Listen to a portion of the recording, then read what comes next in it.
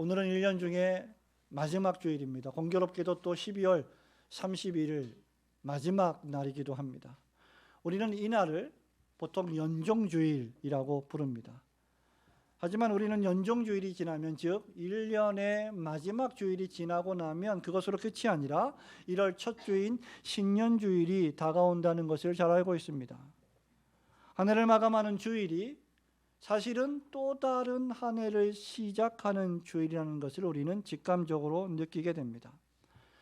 천재지변과 같은 특별한 일이나 여러분 인생에 어떤 사고가 없다면 우리는 다시 1월 7일 날 새해 첫 주일 신년 감사주일로 다시 만나게 될 것입니다. 또 다시 만나게 되기를 소망합니다.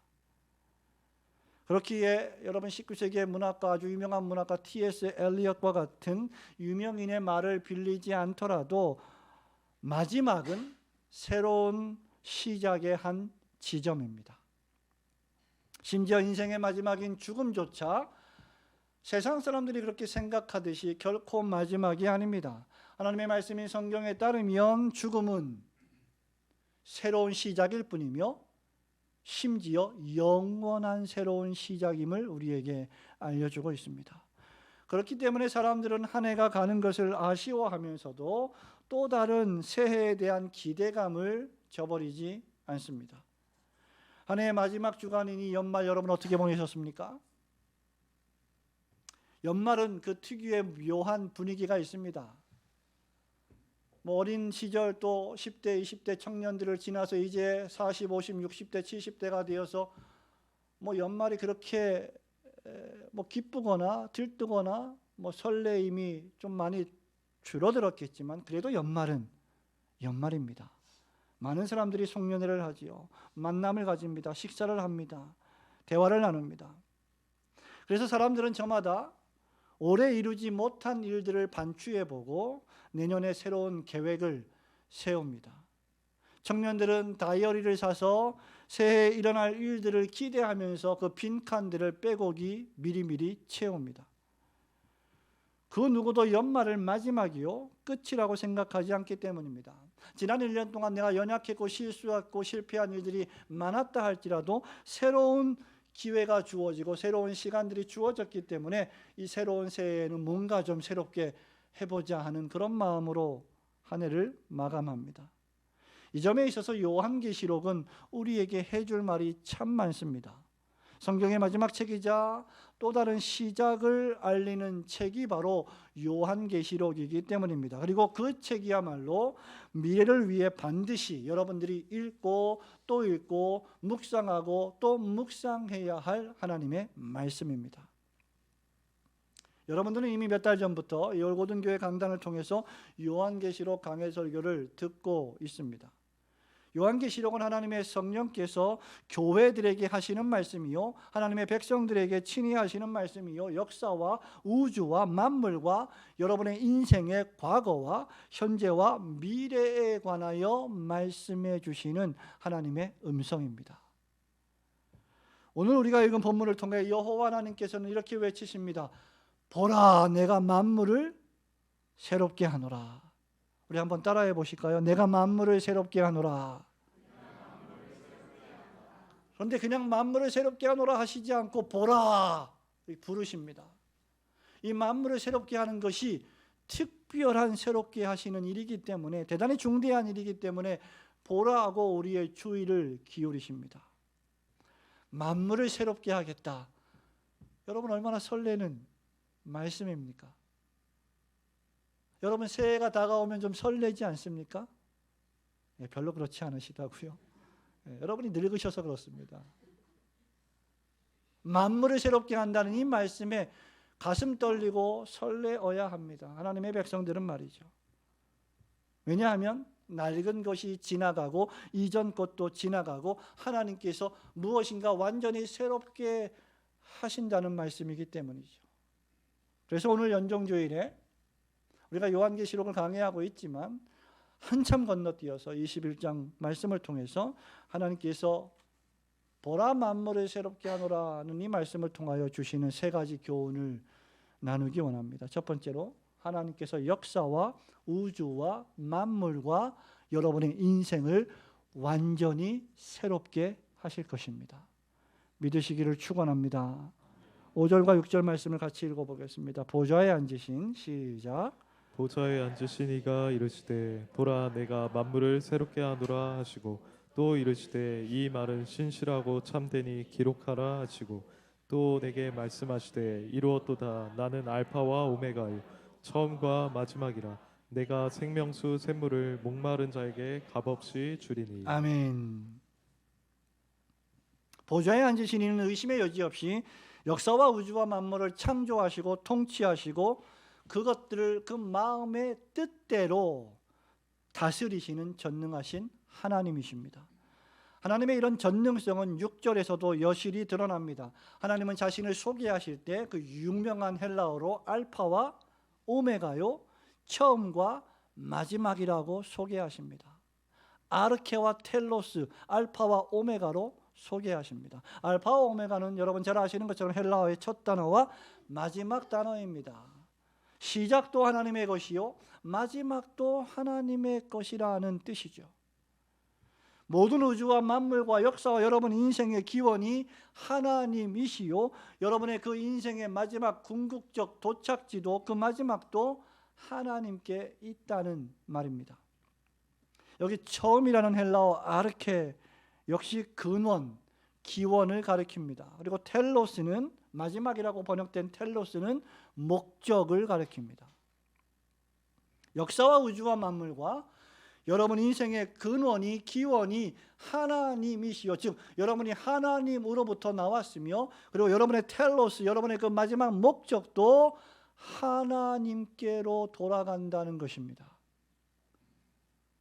불안하고 두려운 우리 인생 개인 인생의 미래에 여러분 가정의 미래에 이 교회의 미래에 그 배후에 전능하신 하나님이 보좌에 앉아 계십니다. 그리고 그분은 알파와 오메가요 아르케와 텔로스이십니다. 우리의 출생과 우리의 삶과 우리의 살아가는 순간순간이 심지어 우리의 죽음의 순간조차 전부 다 하나님의 것입니다.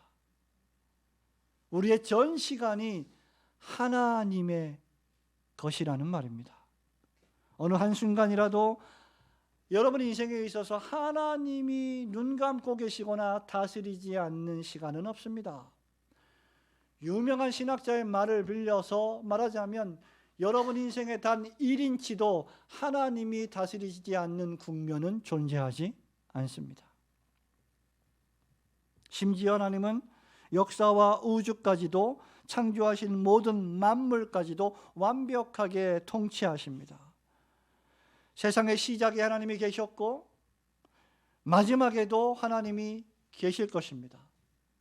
로마서 11장 36절이 이것을 의미하는 말씀이죠. 만물이 주에게서 나오고 주로 말미암고 주에게로 돌아갑니다.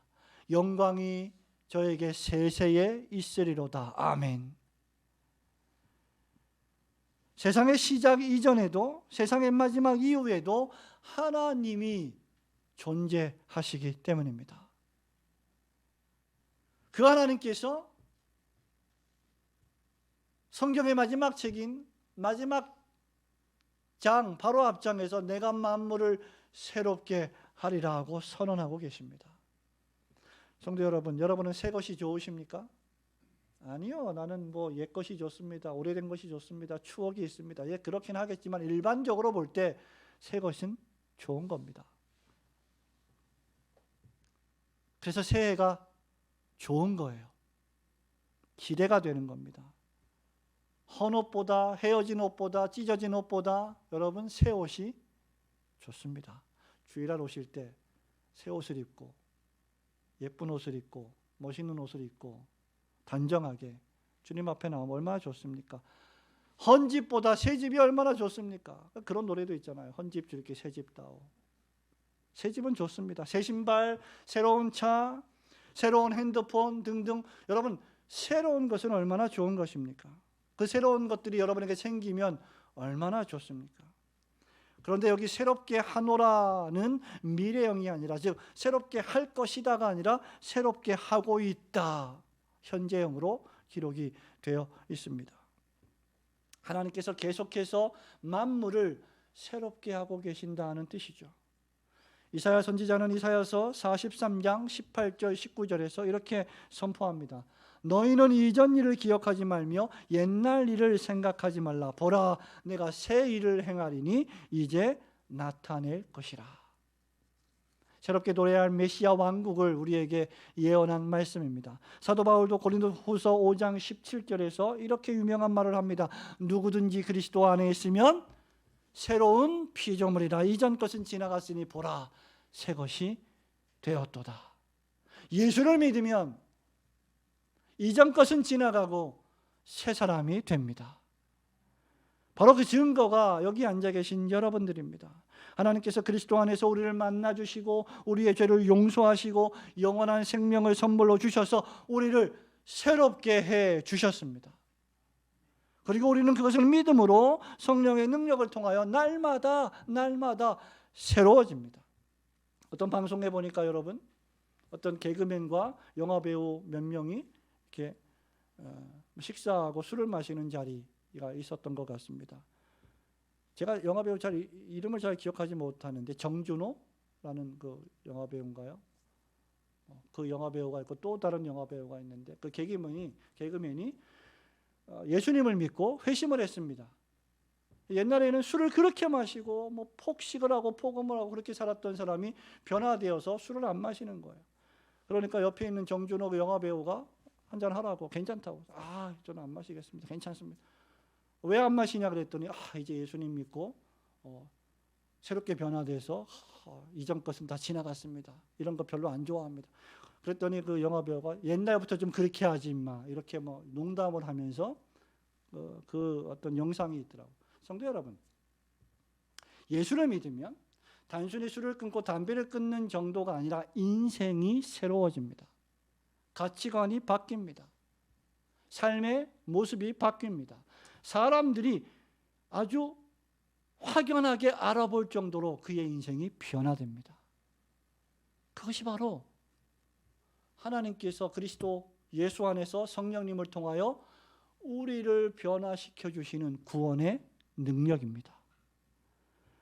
그리고 이 주님께서 다시 오실 때 우리가 날마다 새로워진 그 새로움으로 계속 새로워지는데, 아침마다 새롭고 늘 새로워지는데 이 새로움이 완전한 새로움으로 성취되고 완성될 것입니다.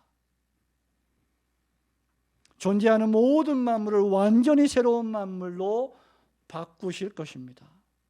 그 날에는 4절 말씀처럼 하나님께서 여러분의 눈에 흘린 눈물을 닦아주시고 다시는 죽음이나 애통이나 곡하는 것이나 슬픈 일이나 괴로운 일이나 우울한 일이나 아픈 것도 없는 완전히 새로운 날로 바꾸어 주실 것입니다. 이것을 가리켜 우리는 요한계시록 21장에서 말하는 것처럼 새 하늘과 새 땅, 신천, 신지라고 부르는 것입니다. 창세기에서 천지 만물을 창조하셨던 하나님께서 구속받은 성도들을 통하여 매일 새롭게 하시며 궁극적으로 마지막 날에 만물을 완전히 새롭게 창조하실 것입니다. 여러분의 썩을 몸이 썩지 아니할 몸으로 변화될 것입니다. 영광스러운 부활체로 변화될 것입니다. 그때는 안경도 필요 없고 보청기도 필요 없을 것입니다. 중요한 것은 그날의 진정으로 여호와 하나님께서 여러분의 아르케요, 여러분의 텔로스가 되실 것이라는 사실입니다. 그리고 우리는 그 새로움을 매 주일마다 예배를 통하여 선포되는 하나님의 말씀을 통하여 미리 맛보고 있는 것입니다. 우리를 그리스도 안에서 새롭게 하신 하나님께서 만물을 새롭게 하실 것을 굳게 믿으시고 그날에 우리가 완전하게 될 것을 믿음으로 소망하시는 성도들이 되시기를 주님의 이름으로 축원합니다. 두 번째로 하나님께서 그 새롭게 하신 만물을 누구를 위하여 새롭게 하시느냐?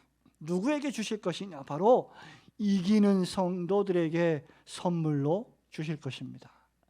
하나님께서 만물을 새롭게 하시는데 그 만물을 왜 새롭게 하시느냐? 바로 하나님의 택한 백성들이 이기는 삶을 살 때 그들에게 주실 것이라는 말씀이죠. 6절과 7절을 함께 읽겠습니다. 또 내게 시작. 또 내게 말씀하시되 이루었도다. 나는 알파와 오메가요 처음과 마지막이라. 내가 생명수 샘물을 목마른 자에게 값없이 주리니 이기는 자는 이것들을 상속으로 받으리라. 나는 그의 하나님이 되고 그는 내 아들이 되리라. 아멘.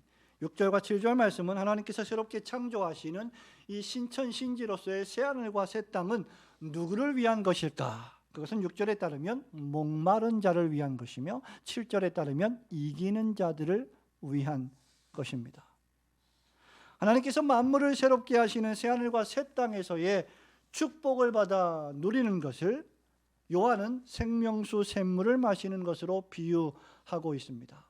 생명수 샘물은 구원받은 자들이 받을 영원한 생명의 복락을 뜻합니다. 또한 그것을 여기 값없이 주시겠다는 것은 이 생명의 물에 이 가치가 없다, 안 나간다, 값이 안 나간다는 말이 아니라 하나님께서 누구에게도 값을 지불할 것을 요구하지 않으셨다, 무상으로 주셨다는 것을 뜻합니다. 즉 이 새하늘과 새 땅의 축복은, 이 새하늘과 새 땅에 들어가는 축복은 값없이 제공되는 선물이라는 말입니다. 그렇다면 이것은 우리가 노력한다고 얻어지는 것이 아니요, 이것은 우리가 돈 주고 살 수 있는 것도 아니요, 착하다고 마실 수 있는 것도 아니요, 능력이 있다고 얻을 수 있는 것도 결코 아닙니다. 이것은 그야말로 값없이, 즉 하나님의 은혜로 주어지는 것입니다. 그런데 이 새하늘과 새 땅에서의 생명수 샘물을 마실 수 있는 이 은혜로 주어지는 선물에 두 가지 조건이 있습니다. 아니, 더 엄밀히 말하면 두 가지 상태에 관한 말입니다. 하나는 목마른 상태에 있는 자들이며 다른 하나는 이기는 자들입니다. 목마른 자는 누구일까요? 여러분, 목마른 자는 누구입니까? 물을 마시고 싶어서 안달이 난 자입니다. 목이 말라서 물 한 봉을 축이려고 갈급해하는 사람입니다. 이 생명수 샘물의 가치를 알아보고 그것을 간절히 바라보며 사모하는 마음을 가진 사람입니다. 즉 시편 42편 1절에서 마치 사슴이 시냇물을 찾기에 갈급함 같이 그 영혼이 주님을 찾기에 갈급한 상태에 있는 자를 가리킵니다. 하나님께서 그리스도 예수 안에서 우리에게 주신 은혜를 간절히 사모하며 구원 얻기를 갈망하는 사람을 뜻하죠. 요한계시록 그 다음 장 22장 17절에서도 이렇게 말합니다. 성령과 신부가 말씀하시기를 오라 하시는도다. 듣는 자도 올 것이요, 목마른 자도 올 것이요, 또 원하는 자는, 갈급해하는 자는, 목마른 자는 값없이 생명수를 받으라 하시더라. 여러분, 목마르지 않은 자는 물을 마시고 싶어 하지 않습니다. 하나님의 말씀을 사모하지 않는 자는 말씀이 선포가 돼도 즐겁지 않습니다. 목마르지 않기 때문이죠. 이스라엘 땅은 대부분 척박했습니다. 잘 아시는 것처럼 메마른 땅이었습니다. 광야가 이스라엘의 상징입니다. 그래서 물이 너무 귀했습니다. 이스라엘 백성들은 늘 물을 갈급해했고 물을 구하기에 안간힘을 썼고 늘 목말라 했던 민족이었습니다. 사람들이 그래서 물을 길어오기 위하여 샘이나 우물로 나가야 했고 그렇게 길어온 물을 매우 소중히 간직했고 다루었습니다. 여러분 해외여행을 해보면 아시겠지만 대한민국처럼 아무 데나 가서 물을 쉽게 마실 수 있는 나라가 없습니다. 그만큼 우리나라는 물의 축복을 받은 나라인 것 같습니다.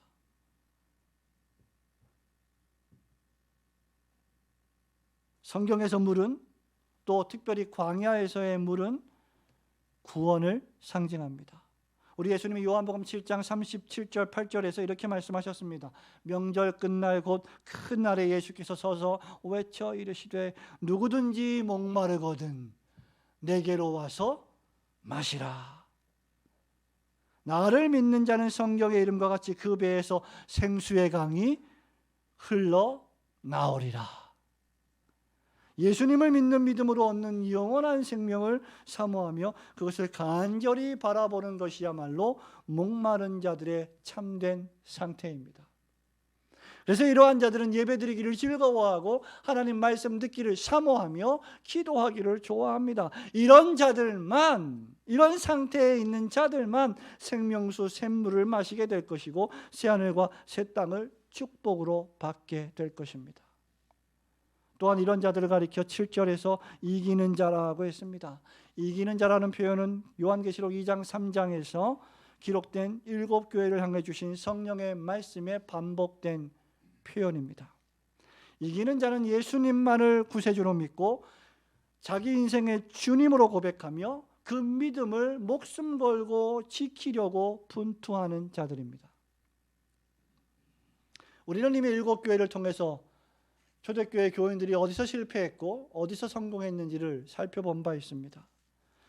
그리스도께 대한 정절을 지키고 하나님 말씀을 지켜내려고 이단 사상과 치열하게 전투하며 이단 사상을 교회에 들여오지 않고 죄와 악을 물리치고 황제 숭배를 배격하고 거절하며 오직 예수님만 믿는 믿음으로 살아가는 사람들이 이기는 자들입니다. 좀 더 노골적인 표현으로 하자면 예수님을 믿을 때, 예수님 믿는 신앙생활을 수행할 때 목숨 걸고 믿고 목숨 걸고 신앙생활하는 겁니다. 여러분 얼마나 저 멀리 있는 말씀 같습니까? 목숨 걸고 신앙생활한다는 이 말이. 그러나 초대교회 교인들에게는 이 말이 현실이었습니다. 매일매일의 현실이었습니다. 예수님을 믿는다고 우리들에게 목숨을 내놓으라 하지 않습니다. 지금은. 그러면 우리는 얼마나 더 열심을 내어 주님을 사모해야 하겠습니까? 목숨 걸고 신앙생활하고 교회 생활하는 자들이야말로 새하늘과 새 땅의 주인공이 될 것입니다. 여러분이 오직 예수 그리스도를 믿는 믿음에만 목말라 하며 죄와 악과 싸워 이기는 자들이 되어 새하늘과 새 땅을 상속으로 받는 성도들이 되시기를 주님의 이름으로 축원합니다. 마지막으로 하나님께서 만물을 새롭게 하실 그때에 믿지 않는 자들과 악인들을 하나님은 불과 유황으로 타는 못에 던지는 심판을 동시에 수행하십니다. 그리고 이것은 핍박받는 교회와 박해받는 그리스도인들에게 큰 위로가 될 것입니다. 8절 말씀을 함께 읽겠습니다. 그러나 시작. 그러나 두려워하는 자들과 믿지 아니하는 자들과 흉악한 자들과 살인자들과 음행하는 자들과 점술가들과 우상 숭배자들과 거짓말하는 모든 자들은 불과 유황으로 타는 못에 던져지리니 이것이 둘째의 사망이라. 이 말씀은 계시록 21장 1절부터 4절에 묘사된 새하늘과 새 땅으로서의 거룩한 성 예루살렘을 상속받지 못할 자들이 누구인지 그리고 그들의 운명이 어떻게 될지를 예언한 말씀입니다. 하나님이 새롭게 갱신하시고 창조하시는 이 새하늘과 새 땅에 들어갈 축복에 참여하지 못하는 자들은 그러한 상태로 그대로 있는 게 아니라 이 땅에 그대로 있는 게 아니라 불과 유황으로 타는 불못에 던져질 것이라고 하나님이 말씀하십니다. 불못은 하나님께서 사탄과 마귀와 귀신의 영들과 악인들을 심판하시는 장소로서의 지옥을 가리킵니다. 이로 볼 때 하나님의 말씀은 모든 인간들이 죽음 이후에 가게 될 두 곳 이외에 다른 장소를 말하지 않습니다. 새하늘과 새 땅으로 가든지 불과 유황으로 타는 불못에 던짐을 당하든지 둘 중 하나입니다. 누구든지 사망이나 슬픔이나 아픔이나 곡하는 것이 없는 새하늘과 새 땅에 들어가서 영원한 복락을 누리며 살든지 아니면 불과 유황으로 타는 불못에서 영원히 고통을 당하든지 둘 중 한 곳으로 가게 될 것입니다. 성경은 사람이 죽으면 연옥에 갈 것이다 말하지 않습니다. 성경은 사람이 죽으면 그 영혼이 멸절된다고 말하지 않습니다. 지옥도 그냥 상징적이지 멸절되고 소멸될 것이다 말하지 않습니다. 사람이 죽으면 이 지상생애를 살아갔던 그 신앙의 여부에 따라서 천국과 지옥 두 곳으로 가게 됩니다. 그러면 새하늘과 새 땅을 상속받지 못하고 지옥에 떨어질 자들은 과연 누구일까? 8절은 이런 자들의 8가지 상태를 대표적으로 말합니다. 첫째, 두려워하는 자들과 둘째, 믿지 않는 자들은 예수 믿는 것 때문에 박해를 당할까 봐 겁내함으로 중도에 포기하거나 예수님을 부인하거나 배교하는 자들입니다. 나한테 유익이 되면 예수님을 믿고 신앙생활을 하는 척 하다가 이익이 안 되면 언제든지 배신하고 교회를 떠나는 자들입니다. 전형적인 기복주의자들입니다. 나에게 복을 주시면 내가 주님께 더 많이 드리고 복을 주시지 않으면 전혀 주님을 섬기지 않는 자들입니다.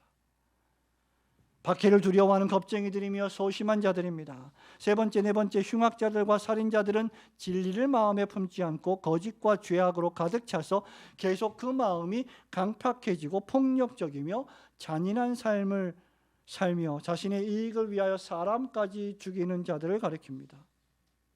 진실하고 참된 교회를 박해하고 참된 성도들을 죽인 자들도 포함될 것입니다.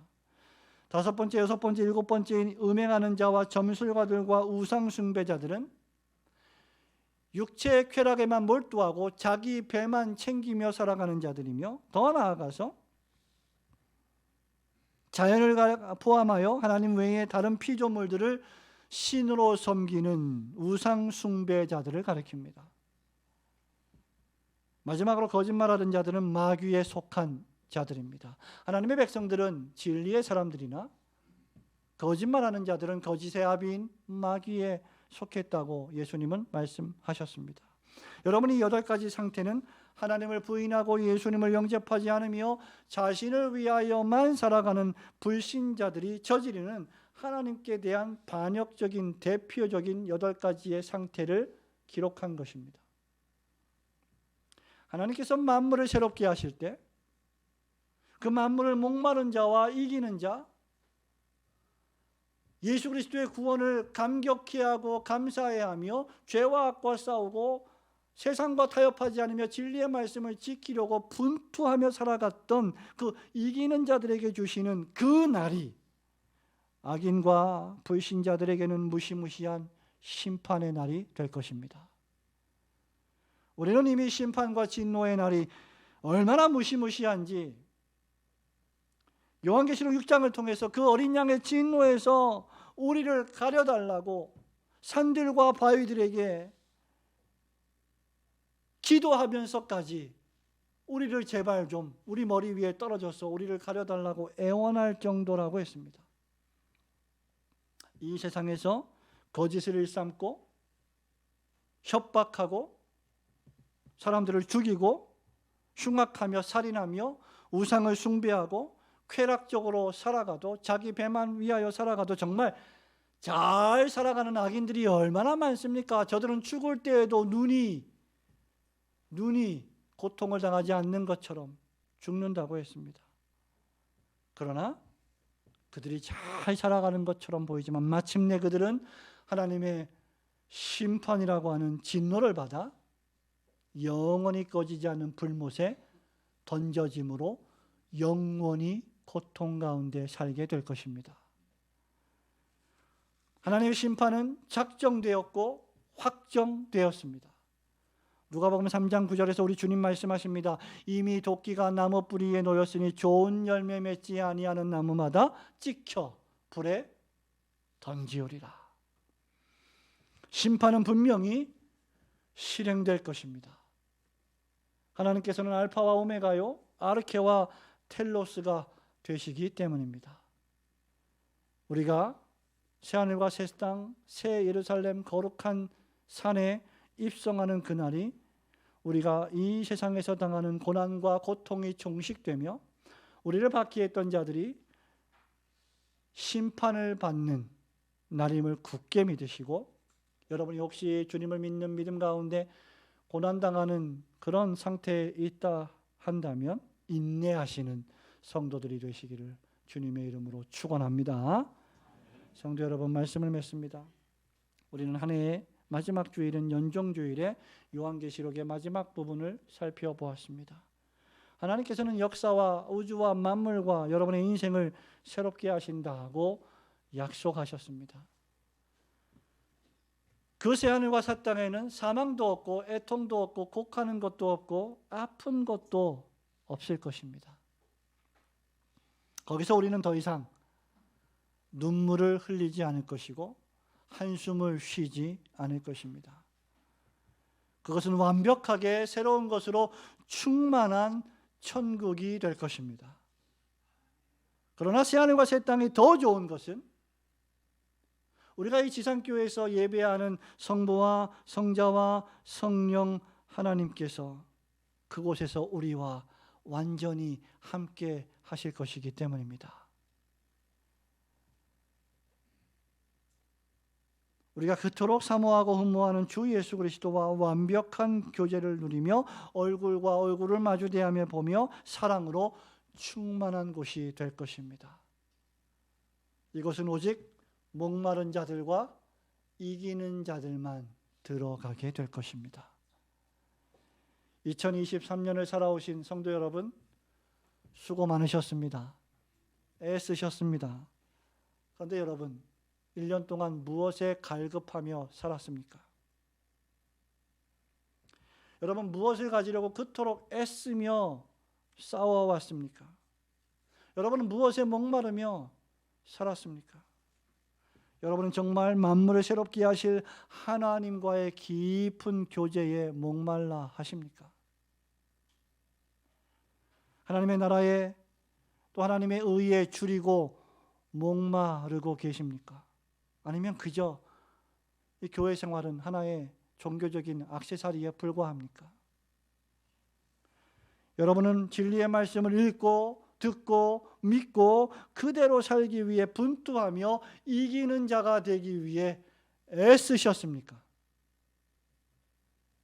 아니면 그저 바람 부는 대로 유행가 가사처럼 물결 치는 대로 세상이 움직이는 대로 시류에 따라 살아가고 있습니까?